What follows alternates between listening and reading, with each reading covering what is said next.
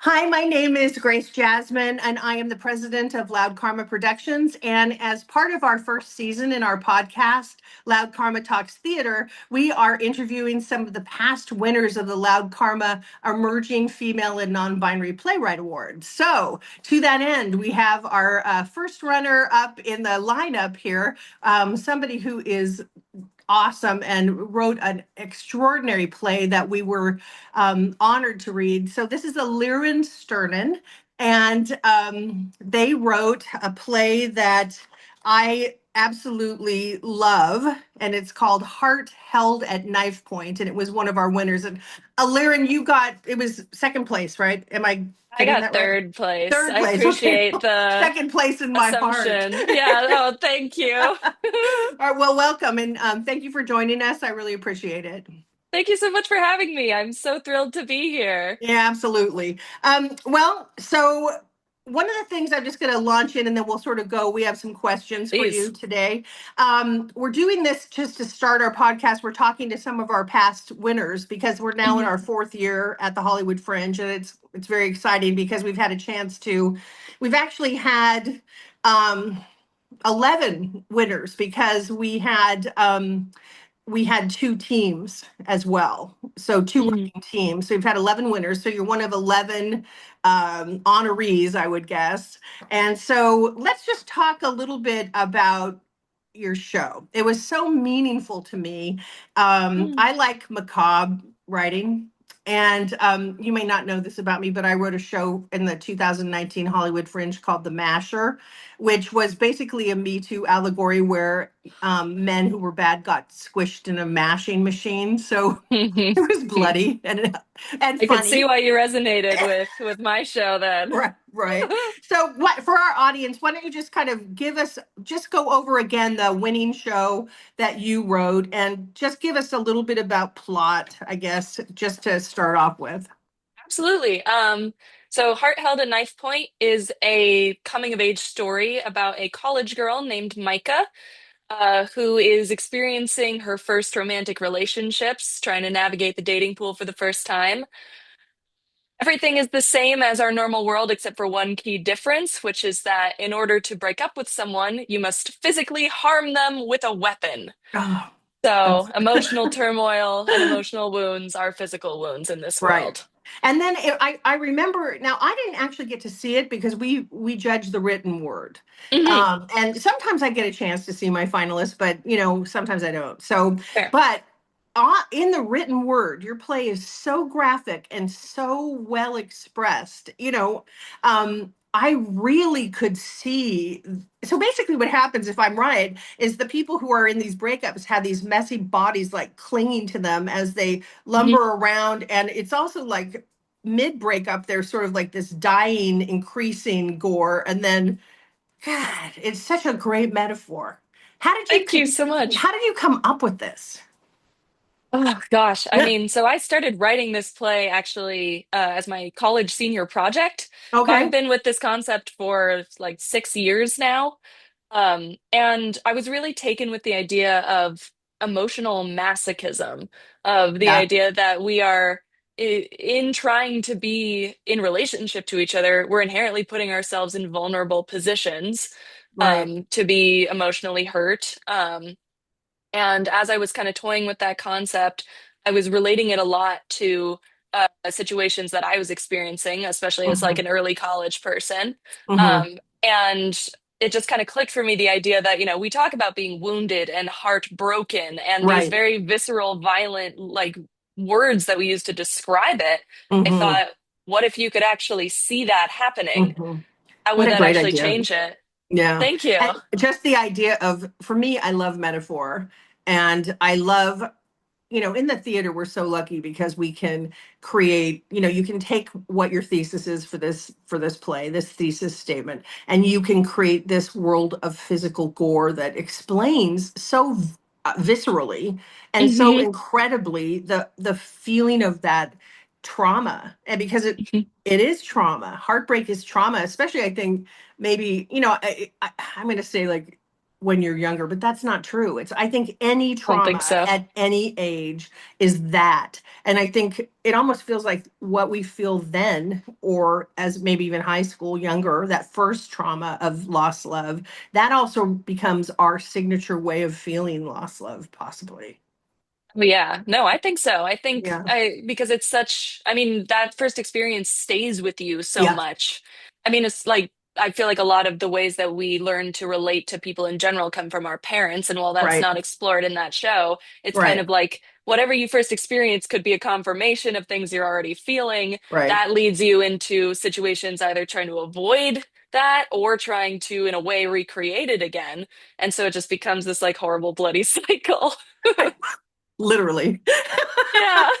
I actually, you know, it was funny because maybe see if you agree with this. When you were writing this, did you know you were writing gore, or were you just writing out something that was really important to you and it got, and really you looked at it and you went, this is gore? Or No, I knew it was you knew it was gore. gore? I did. Yeah, that I was to was me what that was surprised. part of it. Yeah, I was surprised when I was told I was writing horror. I was just writing my heart. Well, let's double back, Eliran, Yeah. and we sort of started. We launched right into your show, but let's hear just a little overview of you as a writer. So, Mhm. a little bit about your background, your education, what you've been working on, and where you are. Kind of an overview, Reader's Digest version. For sure.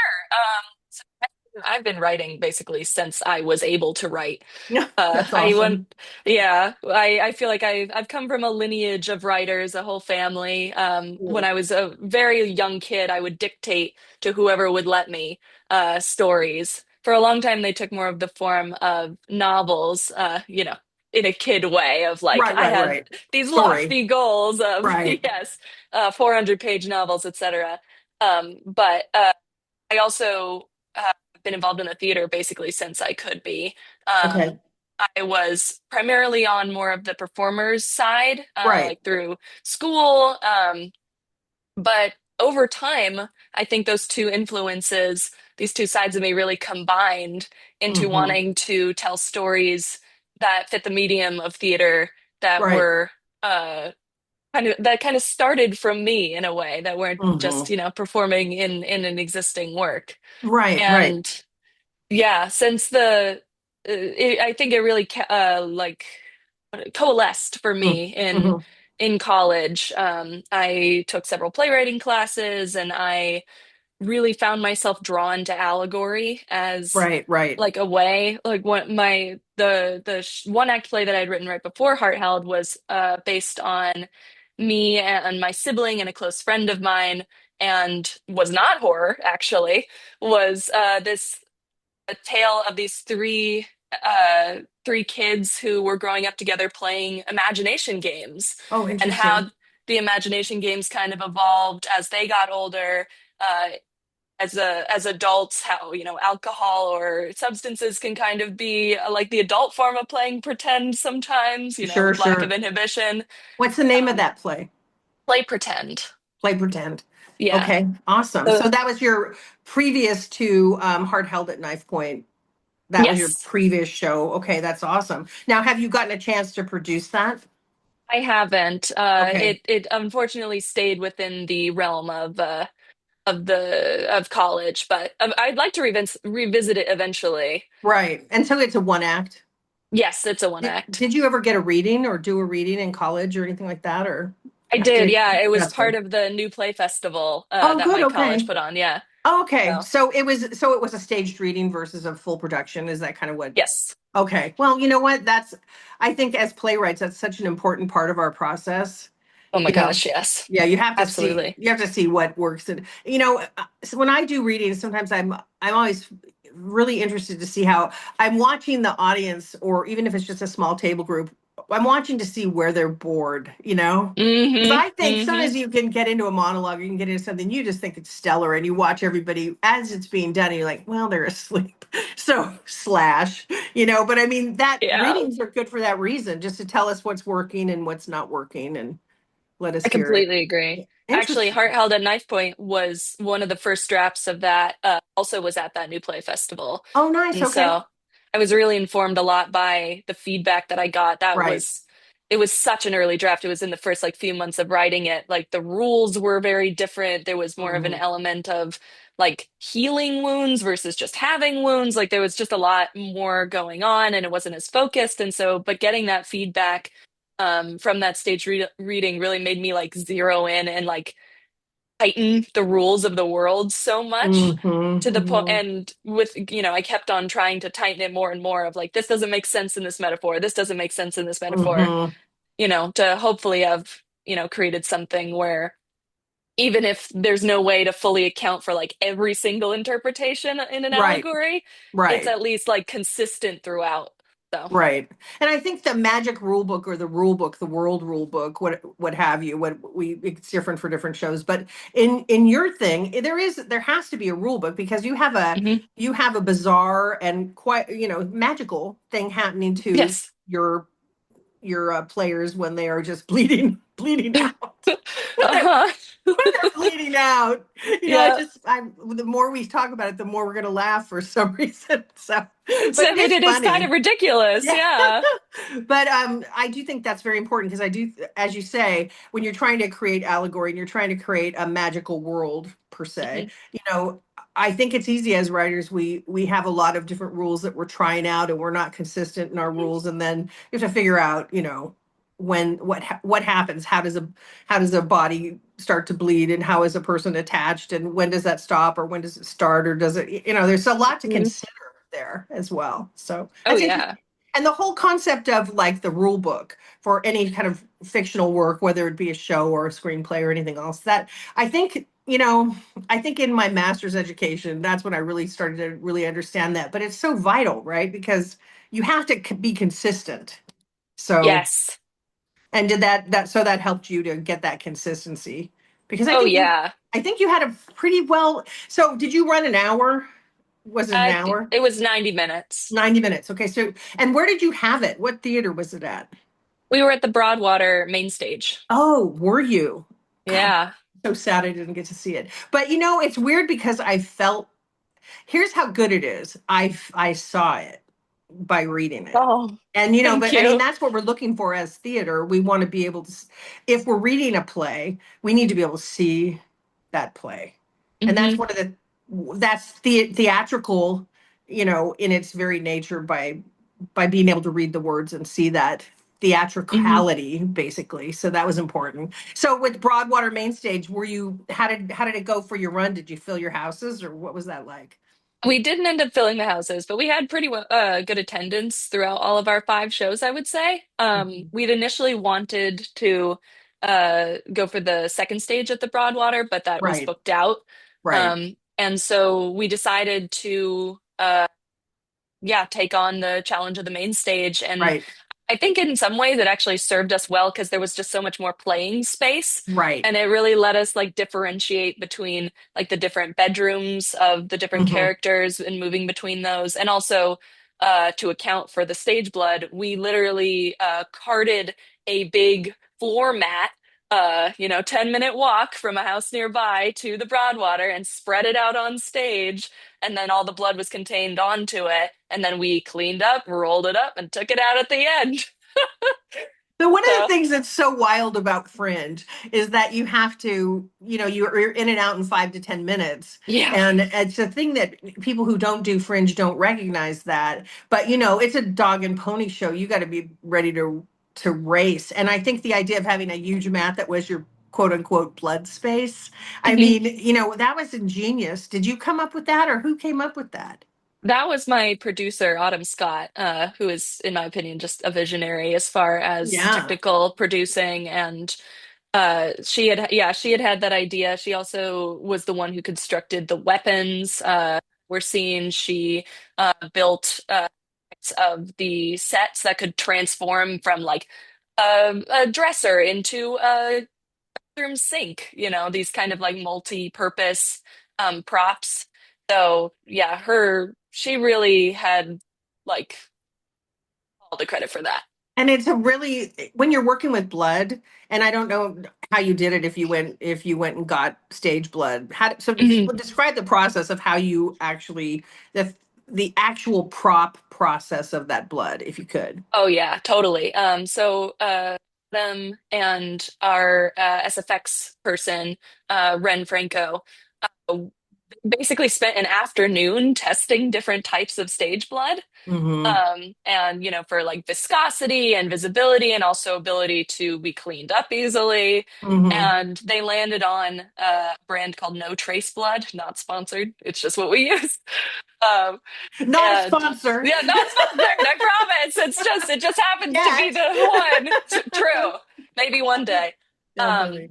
but that one was one that washed out of even white clothing. Oh, wow. Um, so it was a little on the pricier side, but it was really like that ended up being the winner because it was both very visible, but also it made that turnaround time of having to like do Right. laundry after every single show God. really possible. Oh, that because you in your show you start out with people not bleeding, or and it's throughout too. Because like for Yeah. example, in the Masher, so one of the themes in the Masher is domestic abuse.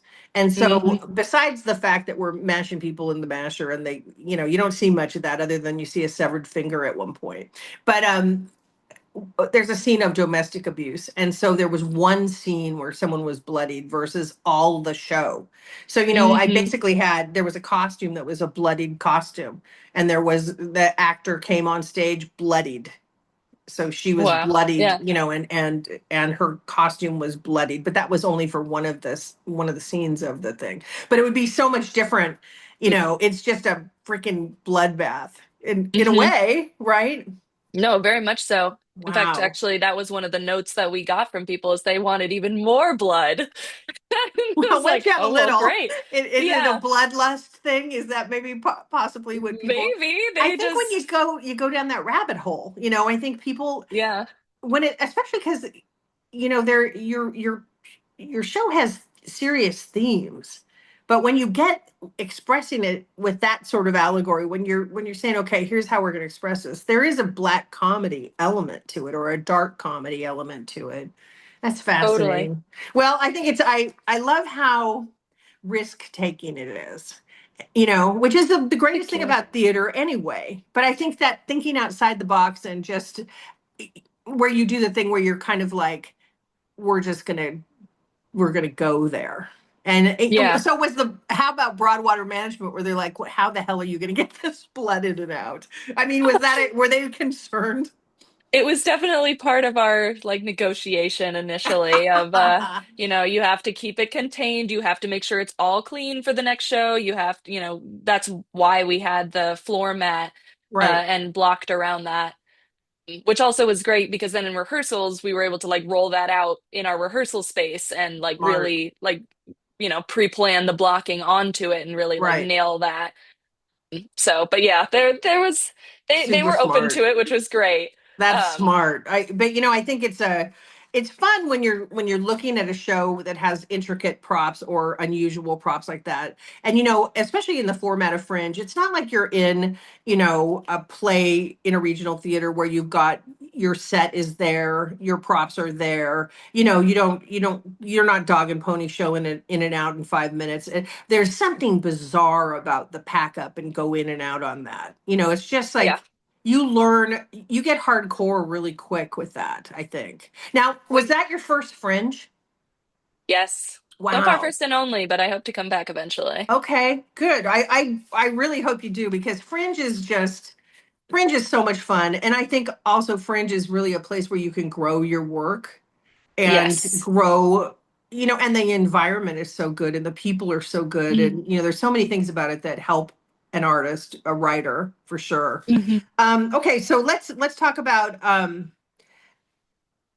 so you started out as an actor. You were actually a child Yes. actor as well. So you just did it as on every level that you could, and then your Occidental, which is where you went to college and got your Yes. undergrad. So that was actually as a theater major. So you were a performer who was also writing. Is that basically how you would have Yes. classified yourself? I mean, I never worked professionally as a child Right. actor, to be clear, but yes, Right. that was my I was a performer who wrote and writing, but writing was with me throughout the entire duration of Okay. my life. So where are you now with the show? Are you submitting it other places? Are you looking for a regional run or? Where do Um, you want to go with it eventually? I took a big break from it Uh-huh. after putting it on, since it was the culmination of 6 years of Right. work. So Right. on and off through all of lockdown, I really felt like I part of why we even chose Fringe as the vehicle to put it on for the first time, even though it's kind of not a Fringe friendly premise as far as how much it requires technically. Well, Uh, yeah, but uh, it's a fringe friendly vibe for sure. Absolutely. Yeah. The Yeah, the the plot and the concept was fringe friendly, but the actual execution we definitely had to like sure. adapt to the format.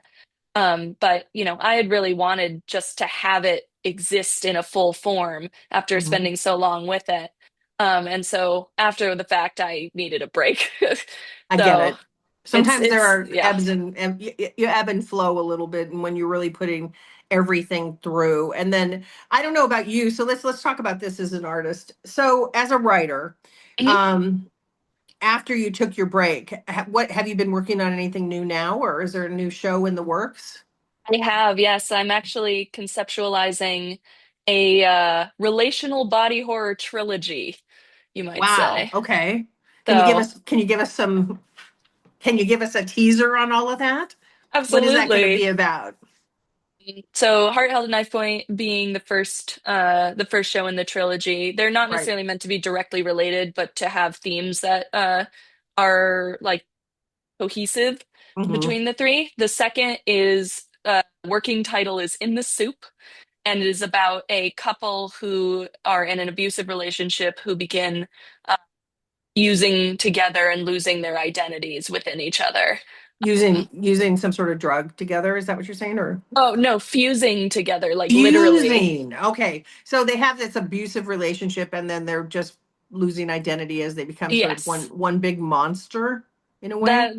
That is currently the idea. Yes, it's Oh, still I'm wow. still working as far as like how I want that allegory to go. Mm-hmm, mm-hmm. But what I want to speak to and what I want to, make literal via an allegory is the experience of losing yourself in another person, especially a person who is abusing you. Wow. And It's fascinating on so many levels. thank you. I do think it's an important, I write on abuse a lot. And Mhm. I think it's an important subject to bring to the theater.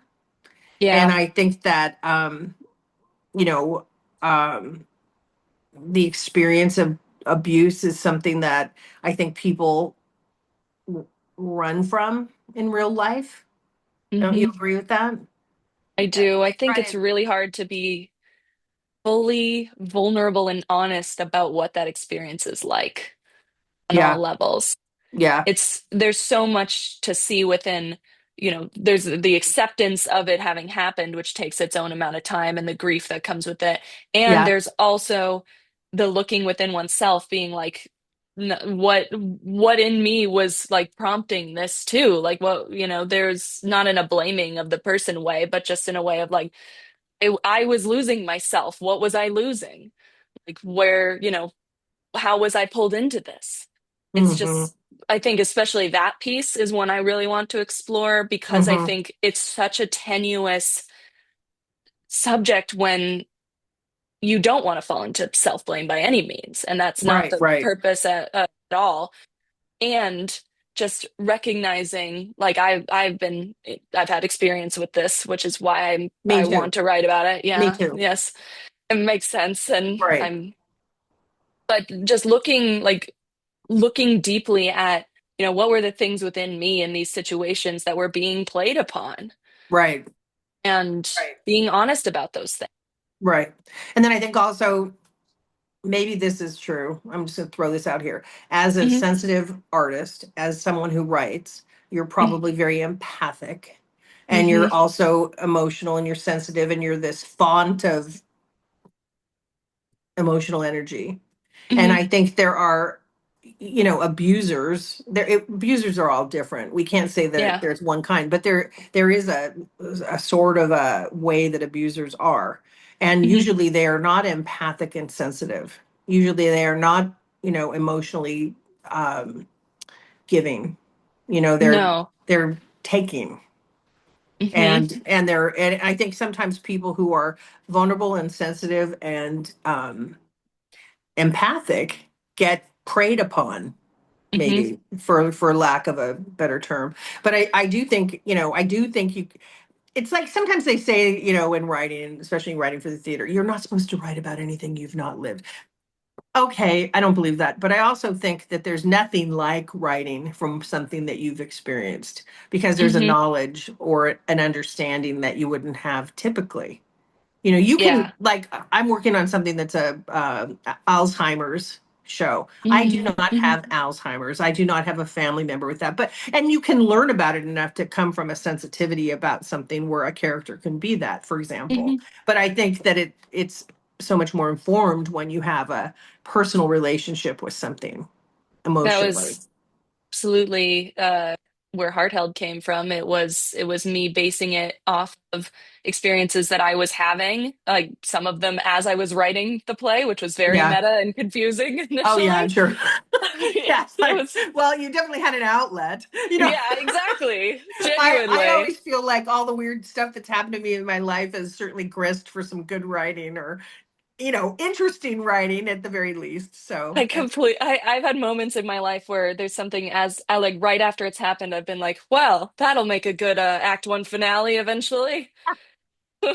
well, thank God we've got that, right? Yeah, Because truly. where would we be? We'd be just like, all right, I've just went through this crap and now that's it. And at least when we're going through something horrible, we can say, yeah, this is going to, be on Broadway one day. This will be a screenplay. I'm going to get rich from this. So I mean, it's at least we get to evolve through it. And I think, what do you think about, I think that the process of exploring this in art, in the theater, is, Mhm. how do you feel about that as something that's healing for you personally? Oh, it was absolutely, it was so healing, the whole experience Mhm. of writing Heart Held. I mean, going from starting it as an outlet, like you said, for situations I was actively in, Mhm, uh, mhm. leaving those situations, having more distance, and then eventually sort of creating its own identity. And, since it is not truly me and not literally my experiences, Right, right. it found its own identity, It makes it, eventually. it becomes art, and it Exactly. and it is not you. Correct. Right. But with enough time, I feel like eventually I got to the point where I remember actually one of the last readings I did, like cold reads I did prior to doing Fringe, the way everyone was talking about it after the read through, I was like, oh my God, they understand. And that just, Powerful. it, That's powerful. And I'm sure, it was now amazing. let me ask you this. When I've done these things that are on abuse, Yeah, because it seems to be a theme in my work sometimes. I like I abuse. understand I that. like abuse. I like ghosts. I like, there's different things I I like like, ghosts too. Yeah, okay. Well, so did you have people come up from the audience and say, you spoke to me, I feel you, and tell me about that. Yeah, definitely. What my hope was that I was going to be able to like show as vulnerably as possible something that a lot of people were going to understand. And that was definitely the response I got. And I'm Right. just so honored that people were willing to share that and like feel that within themselves watching it. Yeah, that is that I feel like as artists, that's what, as playwrights, we're trying to get people to feel something and feel, Mhm. and in that case, if you can help someone to go through that process, that's pretty big. It's powerful.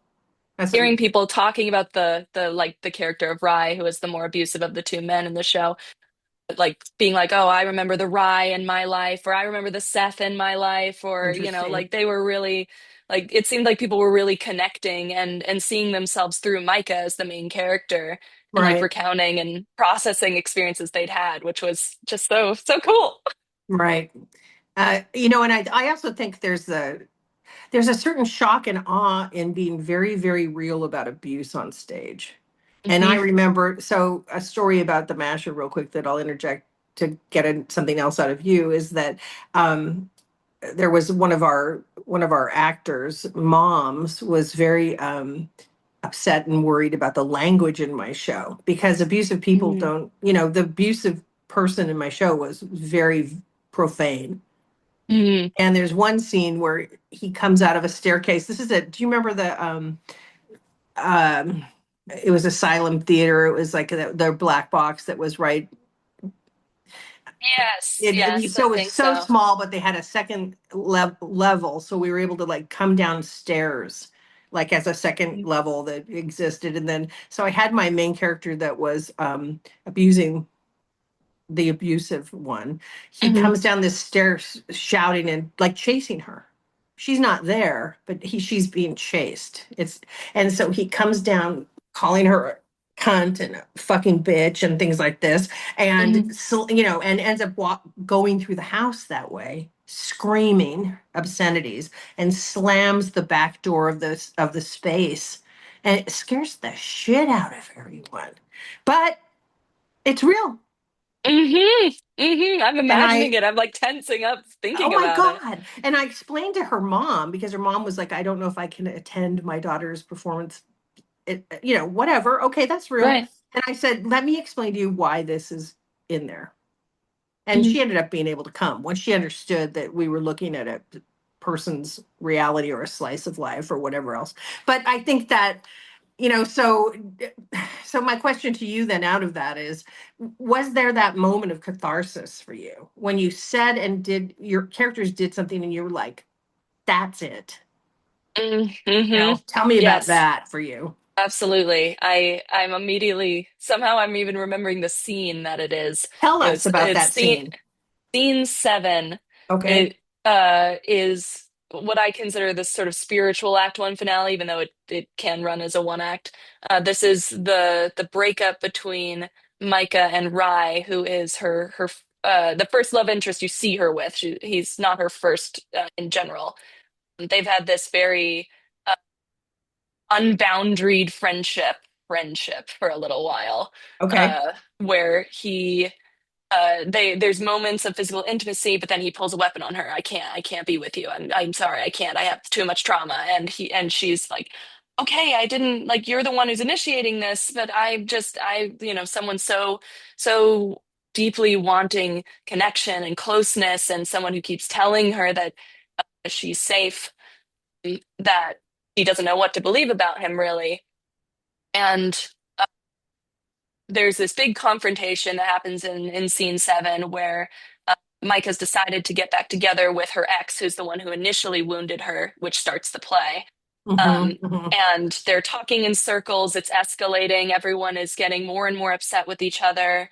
And right before the kind of like breaking point of everything, Rye basically turns to Micah and says, "You know what I think you are? I think you're a masochist. Why you kept coming back to me over and over, even knowing you could have been hurt." Because thanks, thank you for that. Right, I'm shuddering. Yeah, But that's what that it is. uh-huh. That It's and an that ugly was truth. It's an ugly truth. And I yep. think that it's going to make me cry. But it's like those ugly truths need to be out there. I think we're I doing it. agree. I feel like we're doing a service. I do. I feel, I think so too. yeah, I think that's so important. So moving back to the trilogy, Mhm. have you got number three yet as far as at least an idea or a title or some kind of overview?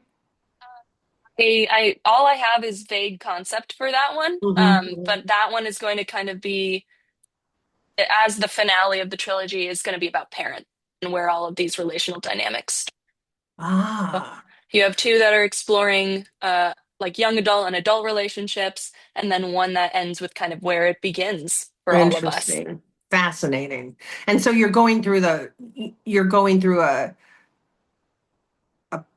an adult, but a person who was first a young adult or Hmm. even leaving childhood and going into adulthood to the adult Yes. relationship to the parental Hmm. To component. me, that is also an implicit aspect of the Sure. two that are proceeding, It's a because full that's what lays the circle. groundwork. Yeah, exactly. It is. And it's a great concept.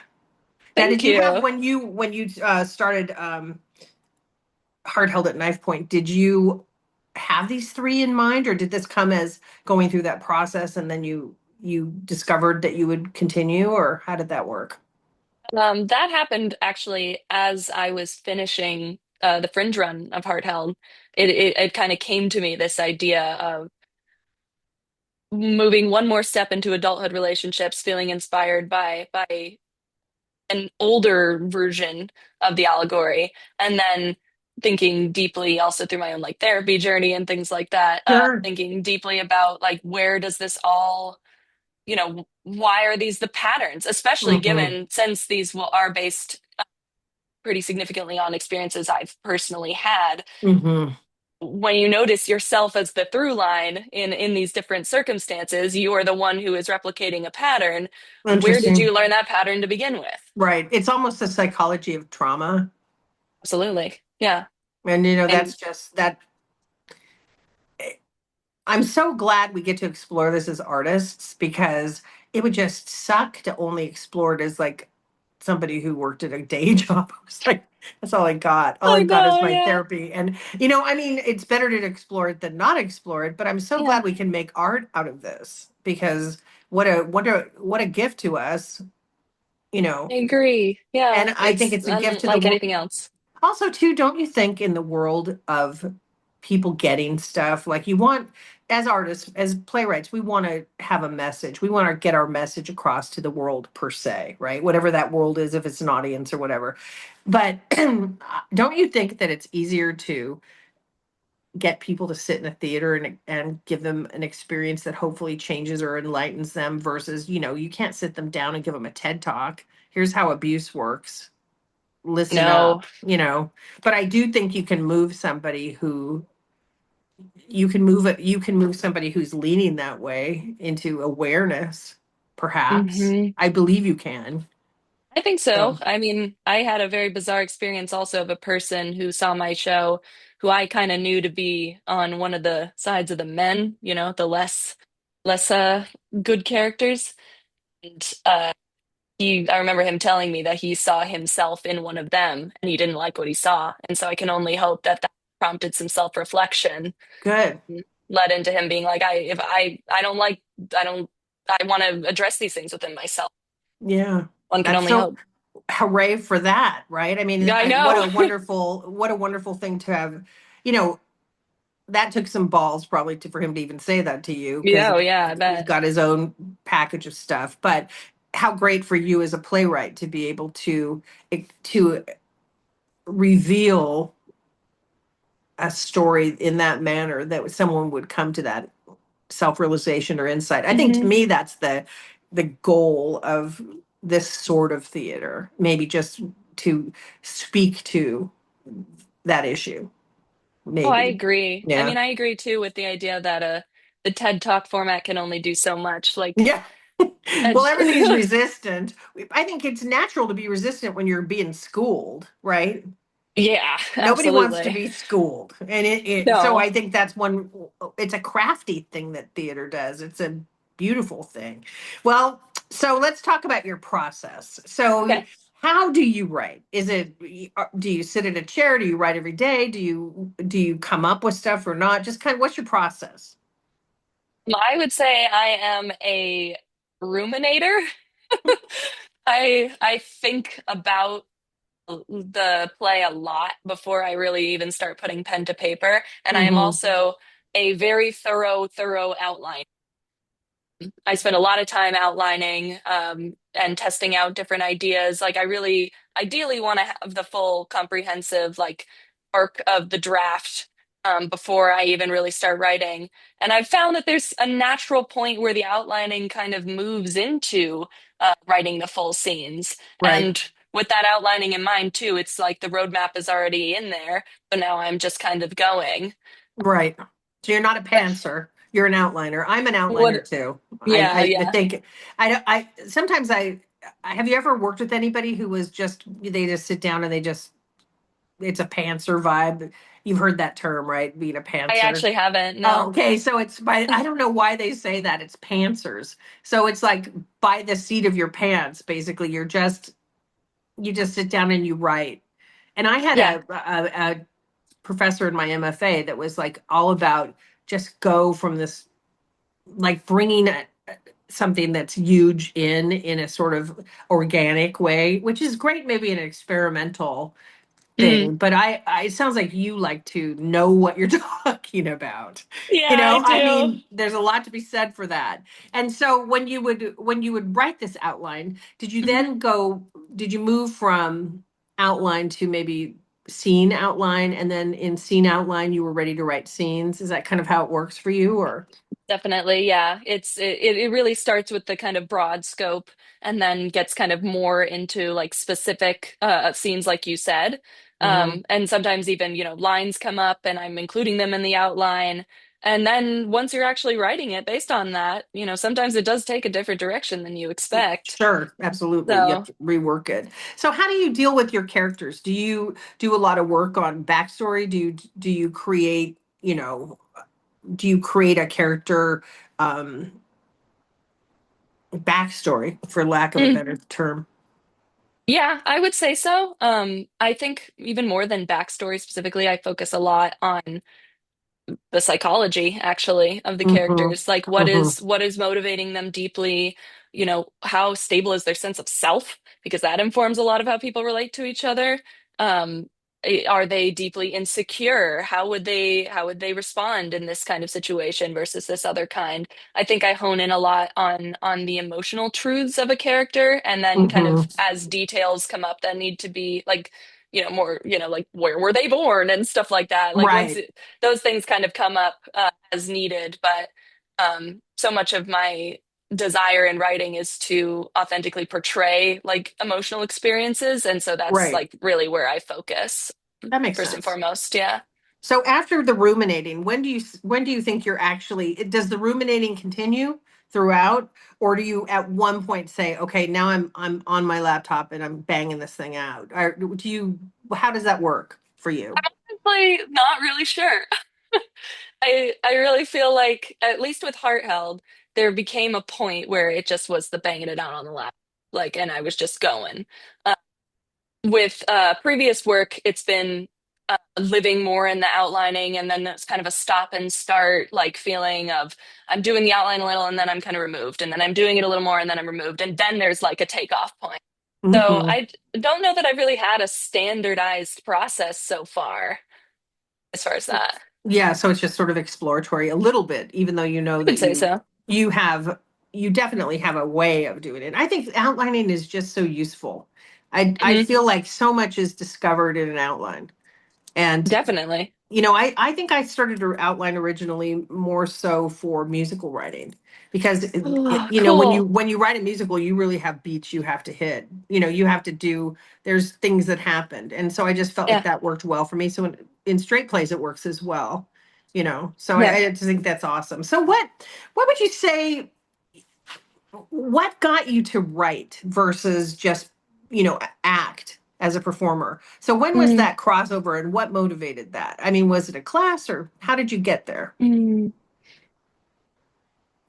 I don't know that there was any one moment, but I think there was a point when I was in college, especially, where Hmm. I felt in myself that writing expressed me more accurately than Hmm. performance did. Hmm. Hmm. I never felt like I found my place in performance to the same extent that I found myself embodying writing and I truly see. being connected to it. Now, did you originally start to write for yourself? Were you envisioning, first of all, did you act in this show? Never knew if you did or not. No, I Okay. didn't. I Okay. I would Yeah. have if someone had been sick, I would have, but no, I was like, I need distance from Yeah, it's this. really hard to act in your own show sometimes. Or Yeah. sometimes it's good, sometimes it's bad. So you didn't write it as a quote unquote vehicle for yourself, basically. You No, wrote I it didn't. right.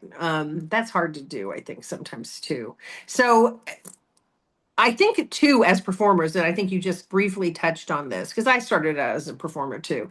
Mhm. There's something about someone else's words. While someone else's words can be awesome, they don't Mhm. always, and you can put yourself in a character. I don't really think you always get a chance to express on the level. Definitely. Yeah, I think that's interesting. So, what would you say, Aliran, if you had to say, what is your message? If you had to say, it's 25 years from now, and somebody's writing a paper on you, and they're trying to Mm. describe through your body of work what your message is, what your thesis statement is, who you are as a writer, and what were you trying to get across? Oh, I'm asking a big ask here for you to look backwards in your life I 25 years know. hence, but just play Oh, with it. yeah. I think I'd want to be remembered as someone who showed things as they were. Hmm. So Yeah, truth is truth, important. authenticity, vulnerability. Mm, Those are very important things. Well, yeah, I think theater at its best has that, I right? agree. Now, do you see yourself ever coming up with a comedy? I mean, obviously you're doing a little bit of black comedy, but I mean, are you going to ever do a romantic comedy or a ha-ha comedy? Or are you more of a, I don't want to say dark, but you skew a little bit dark in your work. No, you That's don't all need right. to. I just, no, I do skew dark. I don't think there's even a little bit on that. It's like, it's It's all just kind right. of my personality. Yeah. Yeah. So do you see yourself doing any other kind of writing, or have you been doing any other writing, or? I, I don't know that I'd ever really be attracted to doing like a straight up comedy. Hmm. I've never really felt like I try and write jokes. I think the humor that is in my work is much more like circumstantial and like Right. the ridiculousness of the situation. Like on the first Right. night of Heart Held, I remember actually, I think people were just taken with the absurdity of someone who had just been stabbed and is bleeding on the floor, trying to text their friend and being encountered by someone being like, "Oh no, I'm fine. It's fine. Don't worry. I'm just going back to my room." Like that Yeah. Oh my that is God. much more where comedy lies for me. Yeah. Well, because suddenly this bizarre situation is happening, and they don't know Exactly. what they're getting into yet. So that's Right. pretty interesting. So what do you hope audiences feel on that truth thing? So what do you hope they feel when they see your work? What would be the ultimate thing you want people to walk away with? I really hope that people feel safe enough to like feel whatever is deeply within them that is very hard to feel in their regular lives.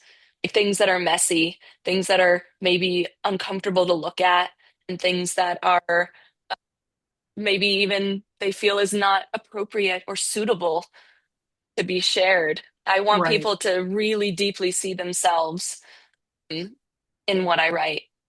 That's truly the greatest honor, the idea that people would. So, Oh, I love that. That's so cool. So what do you see yourself doing like in the next couple years as a playwright? I mean, I really want to get to the point of having a full draft of my next work and then getting that read and starting the process of really editing that. And beyond that, I think I'm seeing where the wind takes me, really. Yeah, yeah. Are you working with any kind of a playwright group, or are you just soloing it, or how are you Not doing? currently, I am just soloing. Yeah. Well, that's Yeah. good. I love that. So now if you could talk to somebody who is a beginning playwright, Mm. and give them some advice or give them, some insight, what would you Hmm. say? Hmm. I think on a technical level, I would really stress the importance of knowing what you are writing about and Hmm. being razor sharp and meticulous in your focus on that. That's something I feel like I've really, really internalized that Hmm. your play cannot be about everything. Like the more focused it is, the more specific the scope. I think the more that you can really do with it. Hmm. And so I would really, really, really deeply encourage people to think deeply like about each moment, about each line, about each beat. Does this really like what am I trying to say? What is this about? Does this feel like it's about that? Right. I think That that's that really that is a a good lot. thing for anyone on any level to keep in mind when looking at a draft or whatever. I do think we have a tendency to maybe get off track or try to include too much. And so it's that focus Definitely. that I do think that almost sounds like a way to edit. It Yes. almost sounds like how to edit. You have to figure out what your play's about and have it be about what it's about. Hmm. I It's a really think so. editing 101 maybe, or the thing to remember when, I think I'll Hmm. remember that in my own life as I'm working on the draft that I'm working on right now. Oh, What is good. this I'm about? glad. What is this Yes, about? You have to say that to yourself on every page, I think. So you really that's do. interesting. Well, then let's double back to something I never really got out of you. So how do you come up with ideas? How do I come up with ideas? I like taking things really literally. Um, I guess. yeah, I think that's a lot of how I do it. I think Yeah, about like with Heart Held, it was, we talk about emotional wounds as wounds. What if they were actually wounds? With my right. current premise, the idea of losing yourself in another person, that's how we talk about things like codependency. What if you actually did? Um, or like I played I so lost you. Say that last thing again. I lost you just for a second. I lost like the last 10 words. okay. Okay. Let's see. The Uh, premise of losing yourself, you were oh saying, what if yes. you actually did? Yes, what if you actually like literally lost yourself in another person? Or I've played with the idea of family enmeshment, perhaps for my third play in the trilogy. Um, and I've had images in my head of like a family who is literally like bound via organs to each other. Oh my God. They're fully within one another. So I think my brain likes to like play on the literalness of a concept and see what that brings up image wise. Um, Yeah, it's almost leaning, it's macabre to the point of sci-fi almost, oh, right? that's a compliment. Thank you. But I mean, wow. There's just Yeah, no limit to what you will come up with. So that's I exciting. hope not. Yeah. Well, so is there anything else that is just on your mind right now that you didn't mention that just is burning up for you to mention, or have we pretty much covered a lot of it right now? I really feel like we've covered a lot of it. I'm Yeah. really like glad to have spoken so deeply about this with you. Thank you Yeah, so it's much. awesome. And I also think when we do this in the contest, we don't get that much time to talk to our Right. playwrights. And I think that, even though we do a great big long detailed application that really does help us to know Hmm. the people, which I love because now we actually judge on that as well. But I do think it's so Hmm. important because playwrights really tell us a lot of stuff about their process and who they are and what they're doing. Hmm. It's not the same as getting a chance to sit down and chat. And so I No, really definitely not. appreciate you taking this time to do this with me because it's awesome, first of all. And I mean, your work is exciting. And I think that you're brilliant. And I think Oh, that, thank you. keep doing what you're doing because I'll be in the audience for the next time this happens. So if the next one that's up, I'm going to be there. So you better contact me and tell me Okay. because and if you bring up Knife Held again, if you get that staged again, I definitely want Yeah. to be in the audience for that because unlike many of the plays that I've judged, I feel like I saw this play. And that Mm, just is a huge, I feel like that's a huge compliment because that's what you want. You want people to yeah. feel like they've been there, they've seen it. But so anyway, I want to thank you for being with us. It's just been such an incredible pleasure. And so once again, it's Eliran Sternin, and they came to talk with us today about their wonderful play and their wonderful work. And so I thank you for being here. And we'll hopefully, I don't know if you're close to the Fringe this summer. Maybe you'll get to come out and see some shows. And I'm definitely open to. I mean Sherman Oaks is not far away, so no, not at all. So hopefully we'll see you around Fringe this summer. And I appreciate you. Thanks thank again. you. All Thank you right. for having me. Oh, it's my pleasure. I'm going to turn off the recording here. Here we go. And now we're done. Woohoo. Thank you again.